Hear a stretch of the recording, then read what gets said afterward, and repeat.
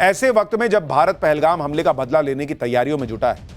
इस बीच भारत और फ्रांस के बीच राफेल एम की डील हो गई है, जिससे पाकिस्तान का तनाव और बढ़ा होगा, क्योंकि राफेल एम एक मल्टी रोल फाइटर जेट है जो न्यूक्लियर अटैक की भी ताकत रखता है और समंदर में वॉरशिप से उड़ान भर के पलक झपकते ही दुश्मन के शिप को ध्वस्त कर सकता है। राफेल एम की गिनती दुनिया के सबसे मॉडर्न मरीन फाइटर जेट्स में होती है। यह स्टेल्थ तकनीक से लैस है, जिसकी वजह से दुश्मन के रडार इसके बारे में पता नहीं लगा पाते। राफेल एम सिर्फ 1 मिनट के अंदर 18,000 फीट की ऊंचाई तक उड़ान भर सकता है और करीब 50,000 फीट की ऊंचाई तक पहुंच सकता है।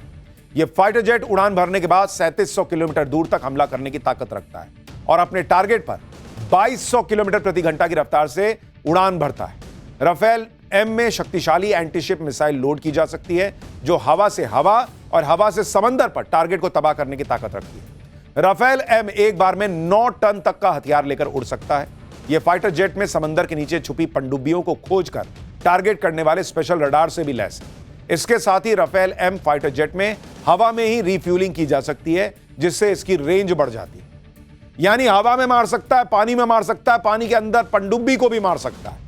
इसलिए भारत और फ्रांस के बीच हुई राफेल एम की डील से पाकिस्तानी पीएम शहबाज शरीफ का बुखार बढ़ गया होगा या चढ़ गया होगा, क्योंकि अभी तुरंत नहीं आएगा, लेकिन उनको दिख रहा है ना भाई कि अभी तो ऑलरेडी राफेल है, ये भी आ गया तो आने वाले समय में और क्या ही होगा। फिर पाकिस्तानी आर्मी चीफ असीम मुनीर का बीपी लो हो गया होगा, क्योंकि इस डील के बाद भारतीय सेना के पास घातक राफेल जेट्स की संख्या आने वाले समय में बढ़कर 62 हो जाएगी और पहले ही भारतीय वायुसेना के बेड़े में मौजूद 36 राफेल फाइटर जेट्स की जो गर्जना है, उससे पाकिस्तान के होश उड़े हुए। जो पहलगाम हमले के बाद शुरू की गई वायु सेना की वॉर एक्सरसाइज आक्रमण में अपना दम दिखा रहे। राफेल एम और राफेल की तुलना करें तो राफेल एम को समंदर में वॉरशिप से उड़ान भरने के लिए विशेष रूप से तैयार किया गया है, जबकि राफेल को जमीन से उड़ान भरकर हमला करने की निगरानी के लिए तैयार किया गया है। राफेल एम के एयर फ्रेम यानी ढांचे में समुद्री परिस्थितियों जैसे नमक और नमी का सामना करने के लिए जरूरी बदलाव किए गए, जबकि राफेल में स्टैंडर्ड एयर फ्रेम का इस्तेमाल होता है। राफेल एम के विंग्स को वॉरशिप पर आसान लैंडिंग के लिए फोल्डेबल बनाया गया है, जबकि राफेल के विंग्स नॉन फोल्डेबल होते हैं। वॉरशिप में लैंडिंग के दौरान रनवे छोटा होता है, इसलिए लैंडिंग के दौरान राफेल एम की रफ्तार को कम करने के लिए इसमें टेल हुक मौजूद है, जबकि भारतीय वायुसेना के पास पहले से मौजूद राफेल में टेल हुक नहीं है। राफेल एम में पानी के नीचे छुपे टारगेट का पता लगाने के लिए एडवांस्ड AESA यानी एक्टिव इलेक्ट्रॉनिकली स्कैन्ड अरे रडार से इसे लैस किया गया, जबकि राफेल अपनी पीढ़ी में इस्तेमाल होने वाले स्टैंडर्ड रडार सिस्टम से लैस है। भारत और फ्रांस के बीच राफेल एम की डील से पाकिस्तान को तकलीफ होनी तय है और इसकी वजह समझना जरूरी है। दरअसल पाकिस्तान पूरे साल अपनी सेना पर जितना खर्च करता है, उतना खर्च तो भारत ने अकेले राफेल एम की डील में कर दिया है।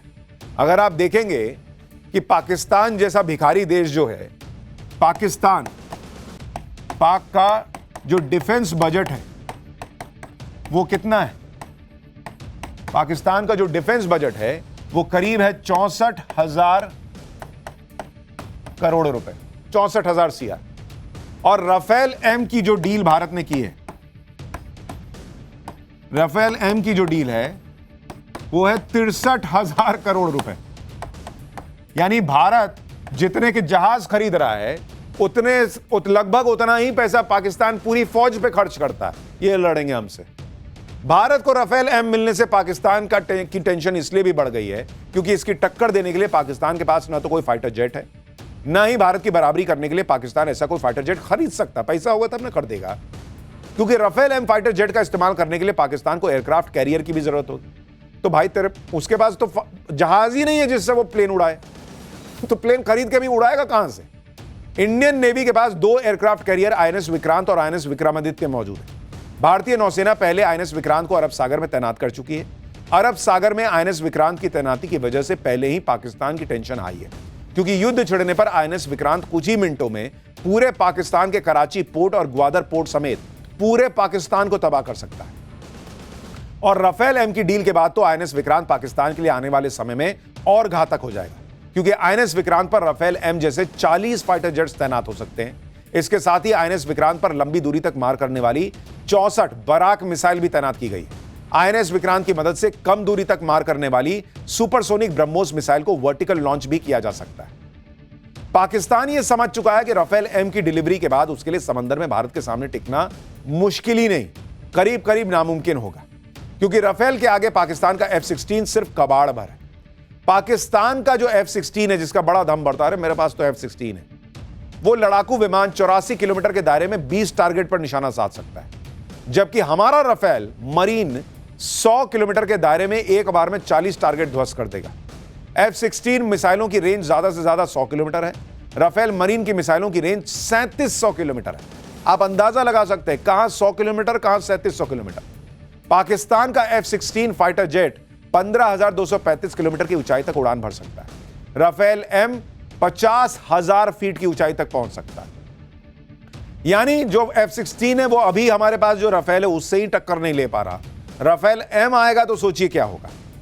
मोदी सरकार जिस तरह पहलगाम हमले का बदला लेने की तैयारी कर रही है, जिस तरह भारतीय सेना खुद को बड़े युद्ध के लिए तैयार कर रही है, उसे देखते हुए पाकिस्तान ही नहीं अमेरिका भी मान चुका है कि पहलगाम हमले का बदला लेने के लिए पीएम मोदी पाकिस्तान पर हमला करने वाले हैं।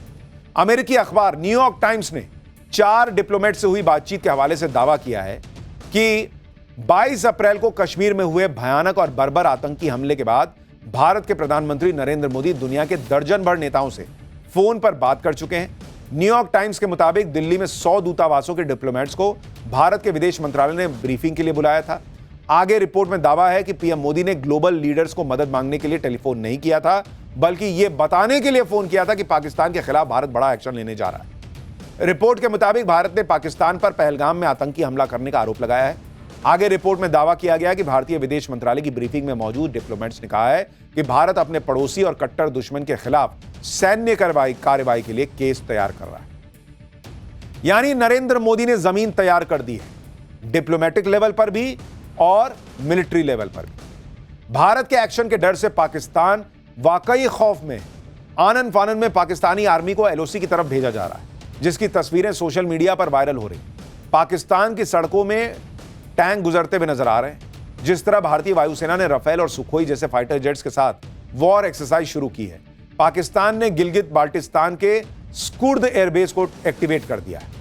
दावा किया जा रहा है कि इस एयरबेस से पाकिस्तानी वायुसेना के फाइटर जेट उड़ान भरते नजर आए। स्कुर्द एयरबेस को पाकिस्तान अपने लिए रणनीतिक तौर पर बहुत अहम मानता है, क्योंकि इस एयरबेस से श्रीनगर और लेह की दूरी 200 किलोमीटर से भी कम है। लेकिन पाकिस्तान को यह भी याद रखना होगा कि उसका यह एयरबेस राफेल की रेंज में बिना पाकिस्तान की सीमा में घुसे घातक ब्रह्मोस मिसाइल से पूरा का पूरा एयरबेस तबाह हो सकता है।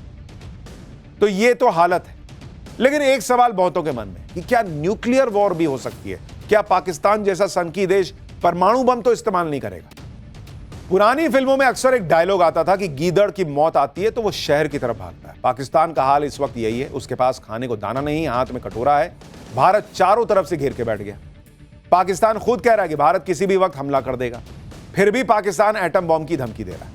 पाकिस्तान के एक मंत्री ने कहा है कि अगर भारत ने पाकिस्तान पर हमला किया तो हम न्यूक्लियर मिसाइल से भारत पर हमला करेंगे। यह न्यूक्लियर धमकी पहले तो चल जाती थी, लेकिन नरेंद्र मोदी के दौर में नए भारत में जो घर में घुसकर मारता है, एटम बम की धमकियां नहीं चलती। इसलिए जब पाकिस्तान वाले एटम बम की धमकी देते हैं तो यह याद दिलाना जरूरी हो जाता है कि 2016 में इंडियन आर्मी ने पीओके में घुसकर सर्जिकल स्ट्राइक की थी। तब भी तो तुम्हारे पास कहने को एटम बम था, परमाणु बम था, कहां गया? 2019 में इंडियन एयरफोर्स ने जब बालाकोट में एयर स्ट्राइक की थी, तब भी इनके पास एटम बम था। किसी तिजोरी में रख के छुपा दिए थे क्या? लेकिन आखिर ऐसा क्या है कि जो पाकिस्तान आटे के लिए लाइन में खड़ा है, पूरी दुनिया से कटोरा लेके पैसे और भीख मांग रहा है, वो कंगाल पाकिस्तान भारत पर न्यूक्लियर मिसाइल छोड़ने की धमकी दे रहा है? इस धमकी की असली वजह आपको बताऊंगा, लेकिन उससे पहले पाकिस्तान की परमाणु बम वाली जो धमकी है वो किस तरह का माहौल बना रही है, जरा उसको देखिए।